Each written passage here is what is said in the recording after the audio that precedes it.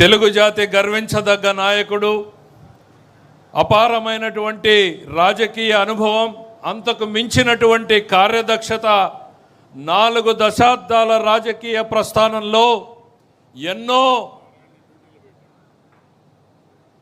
ఎత్తులను చూసినటువంటి వ్యక్తి.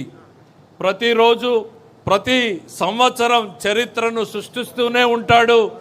ఆయన సృష్టించినటువంటి చరిత్రను మళ్ళీ తిరిగి రాస్తూనే ఉంటాడు. ఆయన అభివృద్ధి, సంక్షేమం 2 కళ్ళుగా ఆయన రాజకీయ ప్రస్థానం సాగితే, ఆ రాజకీయ ప్రస్థానంలో ఆయన చూడని ఎత్తులు లేవు, ఆయన పడని కష్టాలు లేవు, ఎదుర్కోని సమస్య లేదు, ఎదుర్కోనటువంటి సంక్షోభము లేదు.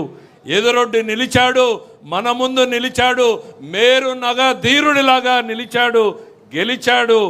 1984 సంక్షోభం నుండి, 2004 నుండి 14 ప్రతిపక్షం నాటి సంక్షోభం, మొన్నటికి మొన్న రాక్షస పాలనలో జరిగినటువంటి సంక్షోభం, అన్ని ఆటుపోట్లను నిలబడి ఎదుర్కొని మనల్ని నిలబెట్టినటువంటి మన మహోన్నతమైనటువంటి నేత, మనందరి ప్రియతమ ముఖ్యమంత్రి శ్రీ నారా చంద్రబాబు నాయుడు గారు